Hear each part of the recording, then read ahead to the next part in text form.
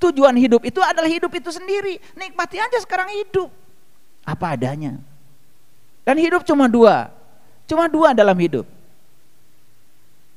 Yang datang dalam hidup cuma dua, enggak tiga, enggak empat. Satu, yang kita ingin. Dua, yang kita tidak ingin. Itu aja. Apakah dalam hidup ada penderitaan? Enggak ada. Kalau kita bisa menerima yang kita ingin dengan yang tidak kita ingin apa adanya. Lalu penderitaan dari mana? Penderitaan itu berasal dari penolakan. Karena kita menolak yang kita tidak ingin. Kalau yang tidak kita ingin tidak ditolak, nggak ada penderitaan. Apakah kemarahan ada? Nggak ada. Karena marah itu kita menginginkan yang kita ingin.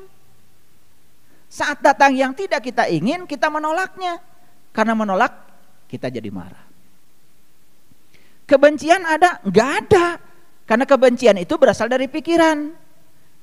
Kapan benci itu datang? Saat kita menolak yang kita tidak ingin. Saat yang tidak kita ingin hadir. Betul nggak? Jadi kalau kita sudah bisa menerima hukum alam, yang kita ingin dengan yang tidak kita ingin diterima dua-duanya dengan cara yang sama, tidak ada penderitaan, plus tidak ada lagi yang namanya kebencian, kemarahan, nggak ada. Karena tidak ada lagi yang bisa kita benci, tidak ada lagi yang patut untuk dimarahi. Setuju? Kan sederhana sebetulnya. Nah, menjadi rumit kehidupan ini karena di sini nih. Ini nih yang membuat kita jadi rumit, pikiran kita sendiri. Oleh karena itu, saya hari ini akan berbicara sesuatu yang rumit, tetapi akan saya buat menjadi sederhana. Karena tugas saya adalah membuat yang rumit jadi sederhana, bukan membuat yang sederhana jadi rumit. Sebetulnya agama itu sederhana, tetapi diperumit oleh orang-orang yang gak tahu. Jadi agama tuh jadi pusing ya. Pusing kan? Iya. Salat saya diterima atau tidak oleh Allah? Pusing kan? Wudhu saya diterima atau tidak oleh Allah? Pusing kan? Karena kita gak ngerti apa itu salat, apa itu wudhu. Padahal sebenarnya indikatornya sederhana. Ya. Salat kita diterima atau tidak oleh Allah, lihat saja keadaan kita setelah salat. Ada perubahan sedikit saja, sudah diterima. Cuman kita tidak bisa menggunakan alat ukur yang jelas untuk mengukur indikator keberhasilan kita sendiri. Betul apa tidak? Saya akan cerita perumpamaan. Perumpamaan yang ada di mana? Terutama perumpamaan yang ada dalam kitab suci. Saya sudah belajar Quran 30 juz, di situ isinya perumpamaan semua. Saya sudah belajar Injil, isinya juga perumpamaan semua. Saya juga sudah belajar Weda, isinya juga perumpamaan semua. Saya belajar kitab To Teaching yang ditulis oleh Lao Tse, isinya juga perumpamaan semua. Saya sudah belajar Taurat, sudah belajar Jabur, isinya juga perumpamaan semua. Saya juga sudah belajar kitab leluhur kita, namanya Layang Muslimin Muslimat, yang nulis Mama Asep Martawijaya, orang Garut, bahasa Sunda. Isinya juga siloka semua, perumpamaan semua. Makanya dibuat dalam bentuk apa itu? Dalam bentuk tulisan sastra. Ada Kinanti, Dandang Gula, Mas Kumambang, itu kan Magatru, Pucung, ya, Pangkur, isinya itu semua sastra. Saya sudah belajar juga kitab Sasangka Jati, kitabnya Pangestu, 10 jilid yang sudah saya baca, isinya perumpamaan juga. Nah sekarang saya mau ngasih ilustrasi sedikit. Ada sebuah tulisan sastra, isinya adalah simbolik, isinya adalah perumpamaan. Sebut saja bahasanya X. Saya ingin mencoba menyelami apa yang dirasakan dan dipikirkan oleh si penulis itu. Bisa nggak lewat tulisan?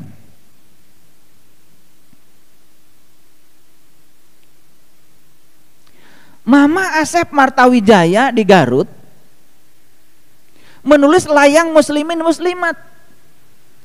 Kan itu tulisan. Tulisan itu rangkaian huruf yang berupa kata-kata menjadi kalimat, menjadi paragraf. Kenapa beliau menulis itu? Kan satu, beliau ingin menyampaikan apa yang beliau rasakan, apa yang beliau pikirkan, ingin dirasakan dan dipikirkan oleh kita kan sebetulnya. Jadi setiap tulisan itu isinya adalah gagasan. Karena beliau ingin membagikan kebahagiaan yang beliau rasakan, ingin dibagikan kepada kita. Rasa yang beliau rasakan, kenikmatan yang beliau rasakan ingin dibagikan kepada kita. Pertanyaannya, bisakah kita merasakan yang dirasakan oleh beliau lewat tulisan? Bisa?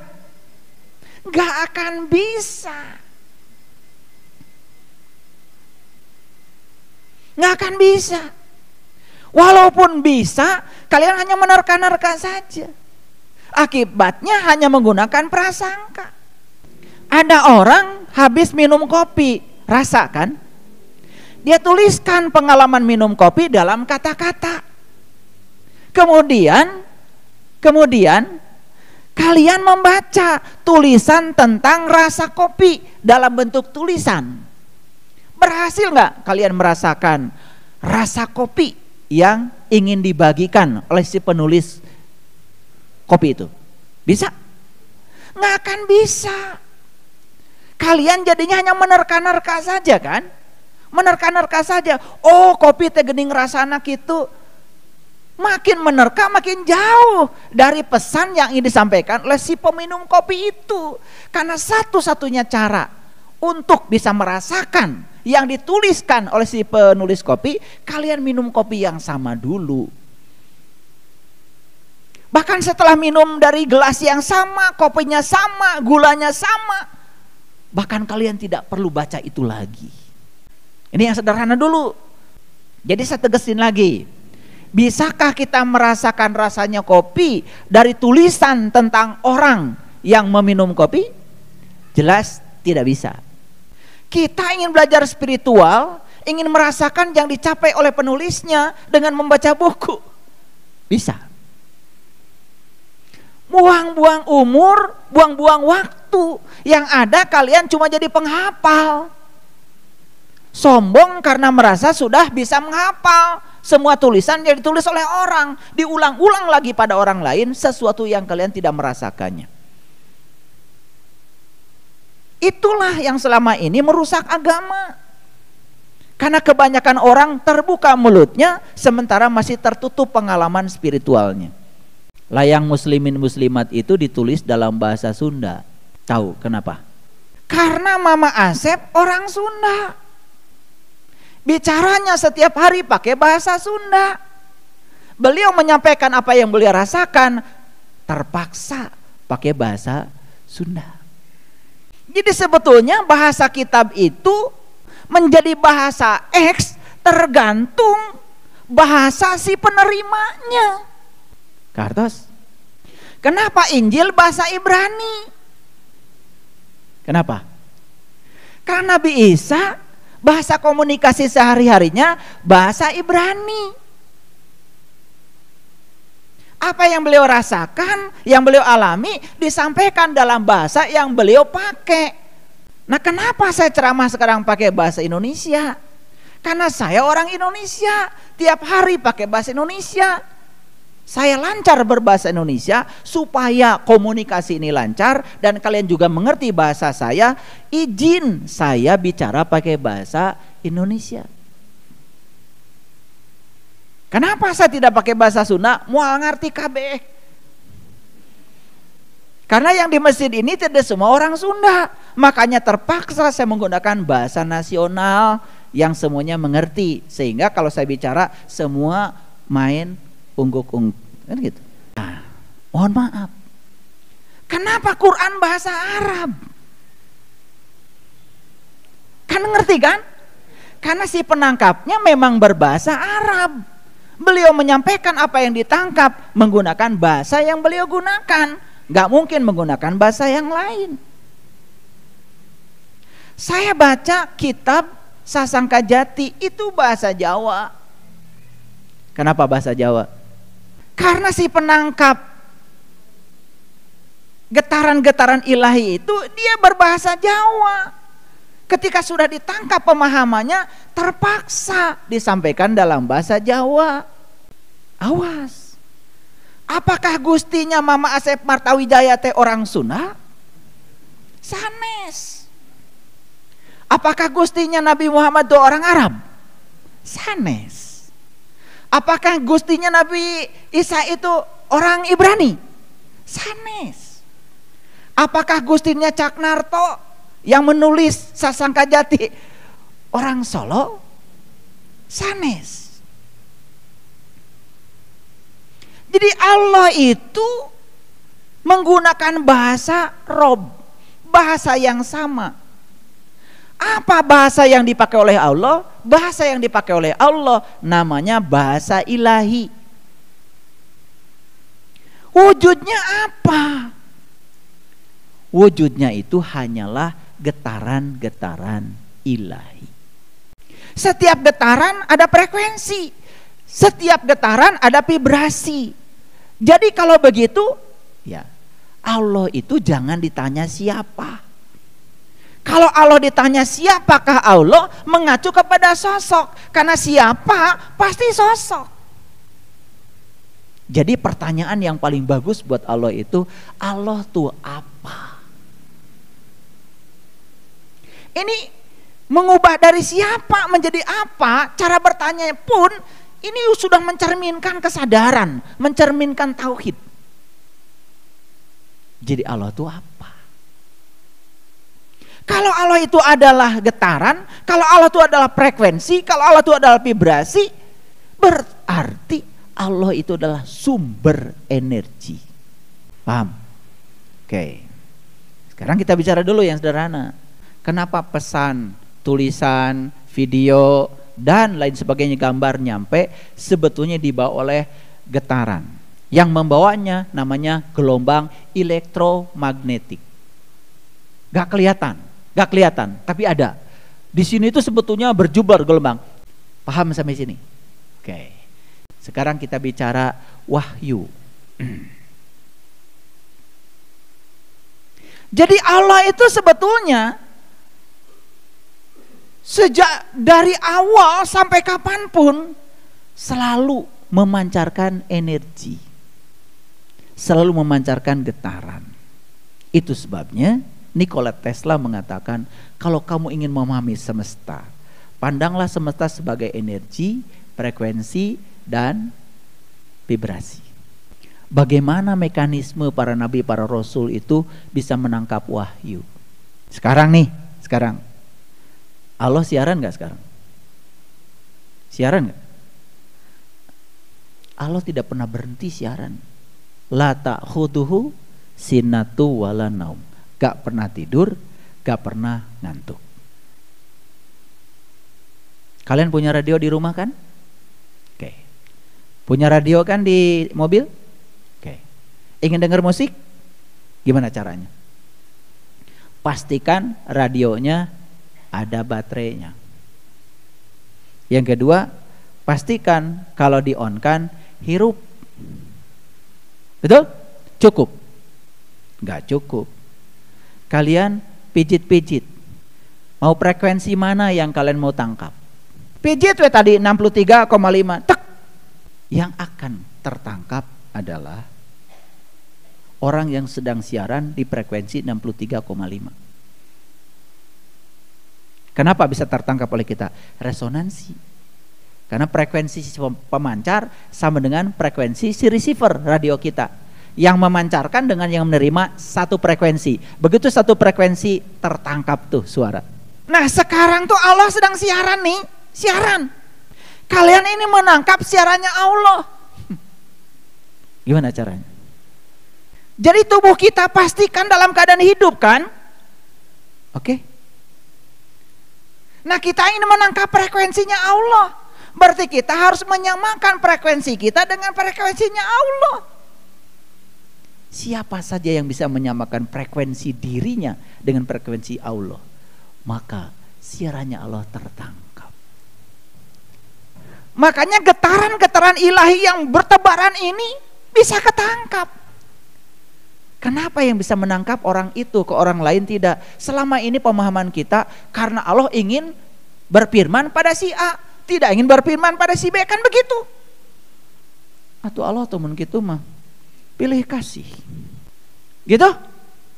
Itulah yang selama ini kita pahami. Karena kita mempelajari sesuatu nggak masuk akal. Dipilihlah oleh Allah si A, si B. Dah Allah mah yang milih si A, mau milih si B. Kadang-kadang kita suka mengatakan, dah itu mah tuh orang suci.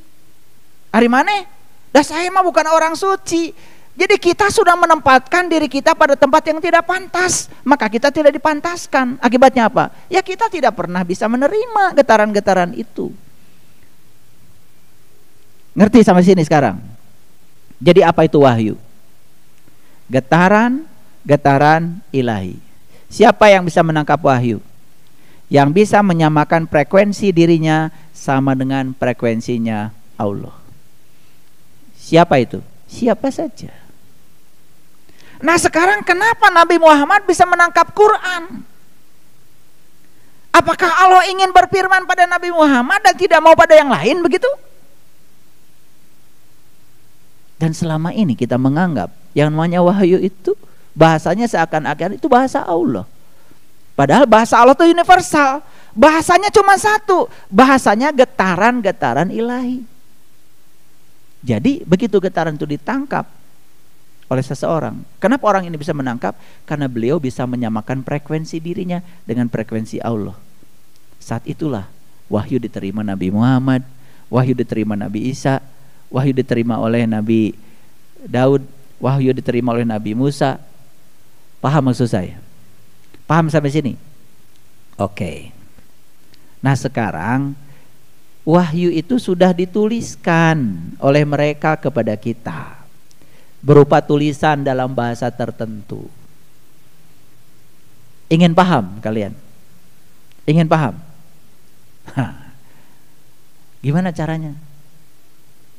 Misalnya kita ingin tahu isinya Al-Quran. Belajar apa selama ini kalian? Belajar bahasa Arab. Gitu? Gitu. Setelah belajar bahasa Arab, bisa baca Quran. Bisa baca Quran dalam bahasa Arab. Ngerti ente? Sama nggak dengan yang tadi? Pengen merasakan rasanya kopi dari tulisan tentang kopi, tapi terdaek minum kopi. Sama nggak dengan itu? Tah sarua. Tapi karena kita itu mengizinkan diri kita dibodohi oleh orang-orang bodoh, ditambah lagi pahala ini, pahala itu dan lain sebagainya, sudah. Siapa yang baca surat Al-Kahfi tiap Jumat isuk-isuk 10 kali, insya Allah beunghar. Nu ngomong nage teu beunghar. Da beak waktuna baca Quran surat Al-Kahfi 10 kali, erek irah gawena. Tapi karena kalian percaya sama orang yang tidak layak untuk dipercaya, ya sudah, kalian jadi korban. Saya tidak anti dengan itu. Isinya Quran surah Al-Kahfi itu luar biasa. Mun bisa nangkap isinya Quran surah Al-Kahfi dan kalian bisa mengimplementasikan isinya, benar. Lain maca wungkul.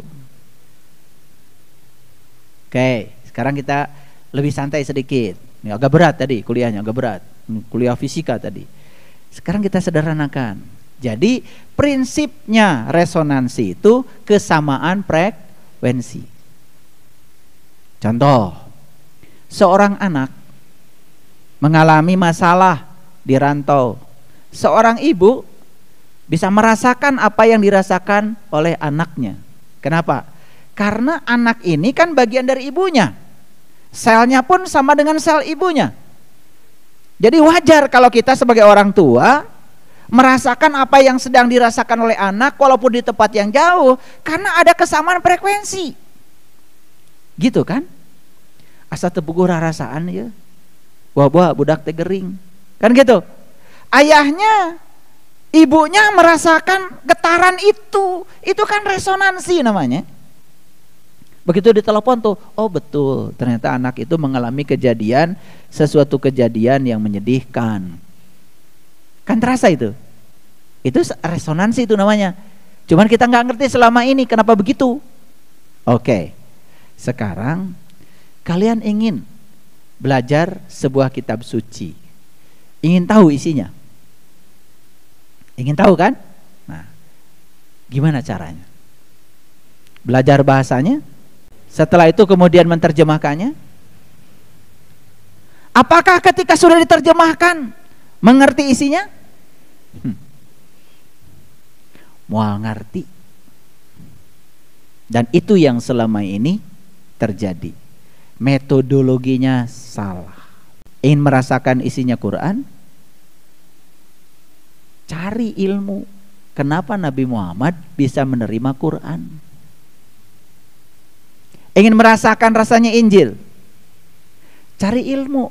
Gimana Nabi Isa bisa mengalami pengalaman spiritual sehingga beliau bisa menuliskan pengalaman spiritualnya dalam satu kitab namanya Injil. Ingin mengerti layang muslimin muslimat? Cari ilmunya. Gimana caranya Mama Asep Martawijaya kok bisa merasakan sebuah pengalaman spiritual yang pengalamannya ditulis secara rapi dalam bentuk kitab layang muslimin muslimat. Kartos.